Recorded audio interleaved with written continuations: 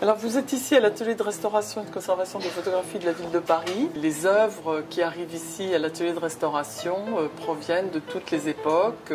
Ce sont des négatifs, des positifs directs. Nous avons des images qui sont vraiment des incunables de l'histoire de la photographie, jusqu'au dossier de photographie de presse.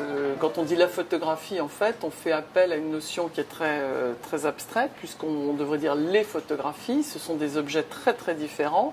Quand on pense au daguerréotype, qui est un objet unique sur plaque de cuivre argentée ou aux impressions jet d'encre actuelles numériques, même si ce sont des supports d'image, ce sont des objets qui physiquement sont extrêmement différents. Vous êtes ici dans la section conservation préventive.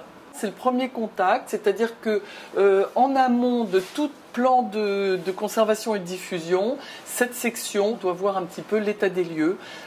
C'est un petit peu comme le médecin généraliste avant de diriger vers le spécialiste. Vous êtes là dans la section restauration de la RCP.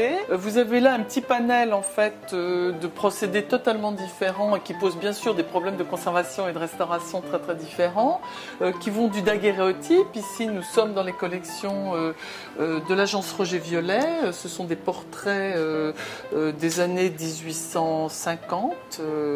Là, nous avons des procédés qui sont des papiers albuminés.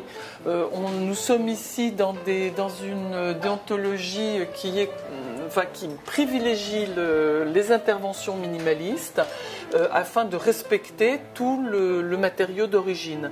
Donc le restaurateur doit trouver une solution pour nettoyer, consolider physiquement, réintégrer s'il le faut, des œuvres qui seraient lacunaires ou qui seraient physiquement altérées ou mécaniquement altérées, et trouver en fait des solutions réversibles, stables dans le temps et esthétiques. Voilà, et là on dit l'histoire de Paris à travers la photographie.